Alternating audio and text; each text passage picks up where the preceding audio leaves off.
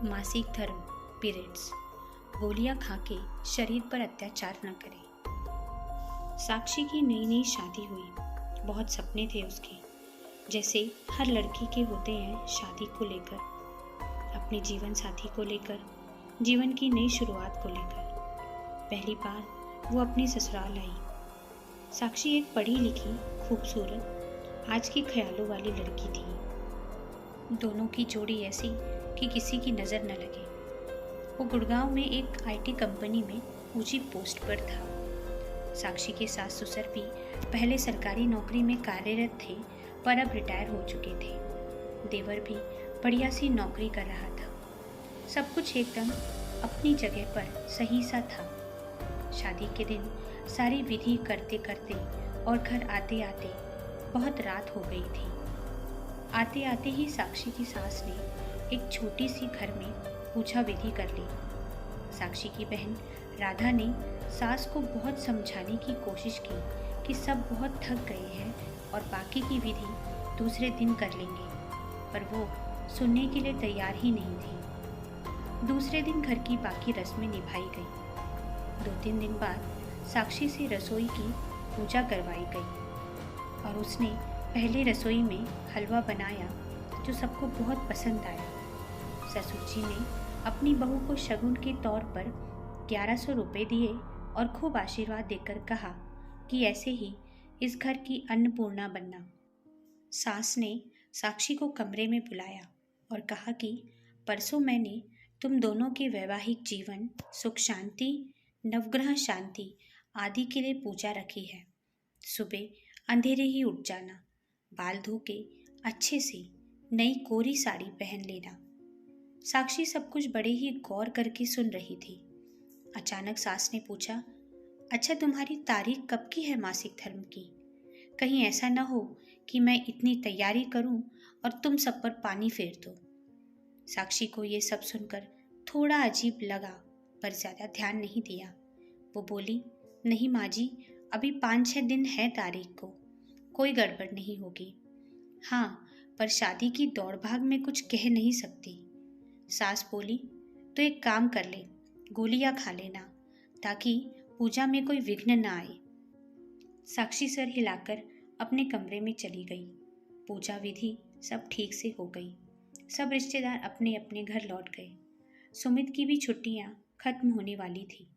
वो कमरे में आई और सुमित ने जोर से साक्षी को अपनी तरफ खींचकर अपनी बाहों में ले लिया। वो उसके करीब आने की कोशिश कर रहा था। उतने में साक्षी बोली, सुमित मुझे तुमसे कुछ बात करनी है। पर सुमित कहाँ सुनने को तैयार। साक्षी ने कहा, सुमित प्लीज, बात जरूरी है आज माँ जी। उतना सुनते ही सुमित साक्षी की तरफ देखकर बोला, क्या हुआ, क्या कहा माँ ने? साक्षी बोली, माँ जी ने कहा है कि अभी घर में मंगलमय वातावरण है, इसीलिए अभी ऐसा कुछ भी मत करना। चाहो तो मैं खुद बाद में टिकट निकाल कर दूंगी, तब खूब घूम लेना मन भर के। सुमित, तुम्हें नहीं लगता ये सब थोड़ा अजीब है? उतने पर सुमित ने कहा, साक्षी, माँ थोड़े से पुराने विचारों की हैं। वो बाहर से जितनी कड़क स्वभाव की दिखाई पड़ती हैं, अंदर से उतनी नरम है। तुम कभी भी उन्हें किसी चीज़ के लिए मना मत करना, क्योंकि ये छोटी छोटी चीज़ें दिल में घर कर जाती हैं और आगे कितना कुछ भी कर लो फिर भी दिमाग से जाती नहीं। मैंने माँ को कभी किसी बात के लिए मना नहीं किया और ये सिर्फ 4-5 महीने की ही बात है। एक बार फ्लैट का बचा काम पूरा हो गया, फिर तुम मेरे साथ ही रहोगी। फिर तुम्हें जैसा रहना है वैसे रहना, मेरी तरफ से कोई बंधन नहीं रहेगा। उसे सुमित की सारी बातें समझ आ गई और उसकी मम्मी ने भी यही समझाया था कि शुरुआत के कुछ दिन ससुराल वाले बोले वैसे ही करना, चाहे तुम्हारी इच्छा हो या न हो। अगर तुम्हें सभी के दिलों में अपनी जगह बनानी है तो वो जैसा बोले वैसा करना। 5-6 दिन बाद सुमित चला गया। सब कुछ एकदम बढ़िया चल रहा था। तभी साक्षी को मासिक धर्म पीरियड्स आ जाते हैं।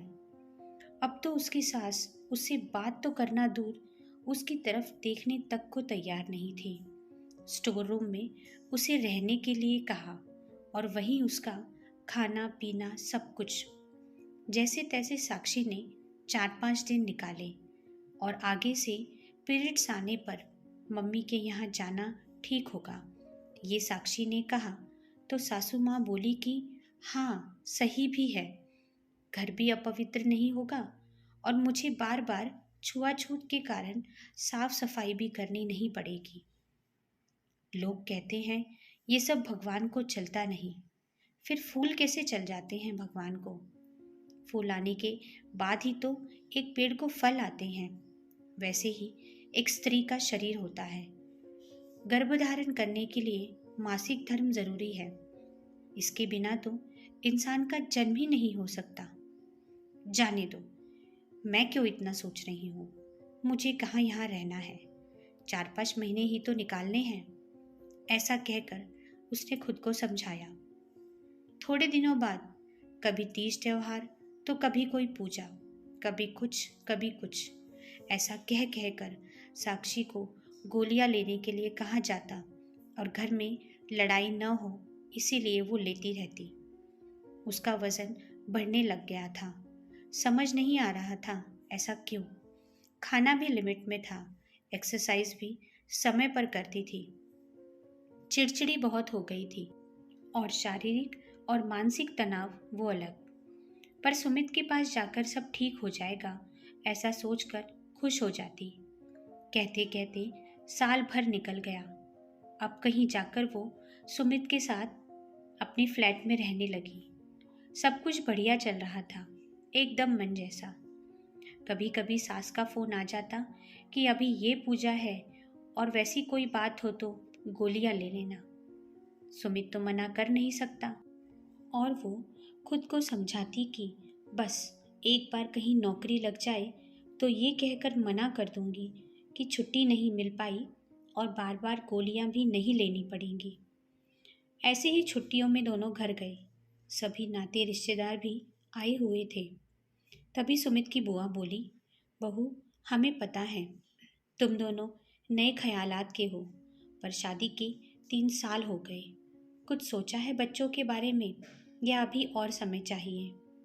भाभी तो भगवान के हाथ धोकर पीछे पड़ी रहती, पर कोई खुशखबरी मिलेगी ऐसा लग तो नहीं रहा।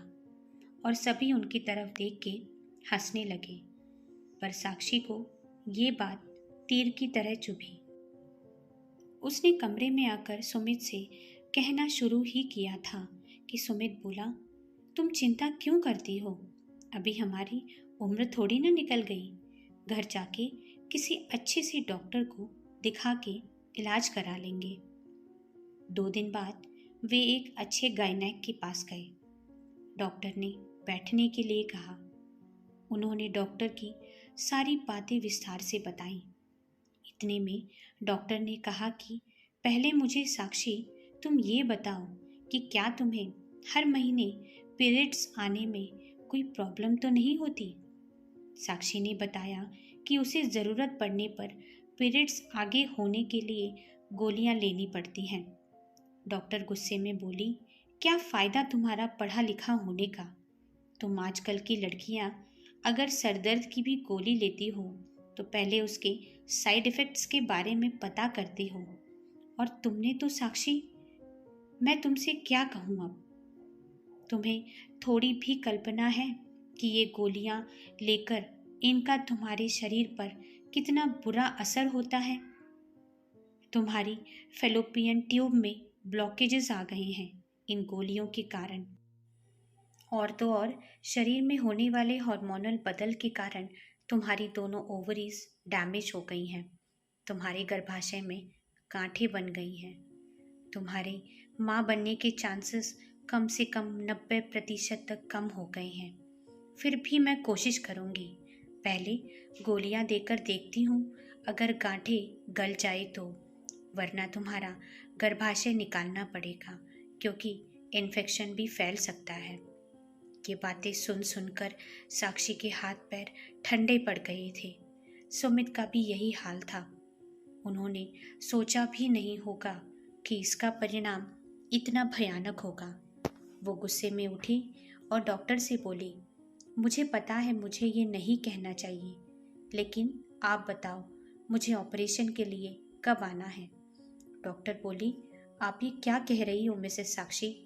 और नहीं तो क्या, न गर्भाशय रहेगा, न पीरियड्स आएंगे और न मेरे कारण किसी का घर अपवित्र होगा। सही कहा ना मैंने सुमित? और वो वहां से चली गई, सुमित की राह न देखते हुए। सुमित के पास इसका कोई जवाब नहीं था। आज हम 21वीं सदी में जी रहे हैं। छुआछूत, अपवित्रता, ये सब बातें पहले हुआ करती थी और औरतों का अलग बैठना, उसके पीछे भी अनेक कारण थे। पर सिर्फ घर अपवित्र हो जाएगा या पूजा विधि रह जाएगी, इसके लिए पीरियड्स न आने के लिए गोलियां लेना, ये अपने शरीर पर एक प्रकार से अत्याचार ही है। और इन गोलियों का दुष्परिणाम भी बहुत भयावह है। जो गलती साक्षी ने की वो आप न करें, बस यही गुजारिश है और यही कहानी के माध्यम से आप तक पहुंचाना था। कहानी कैसी लगी कमेंट बॉक्स में कमेंट करके ज़रूर बताना और चैनल को लाइक और सब्सक्राइब ज़रूर करना। धन्यवाद।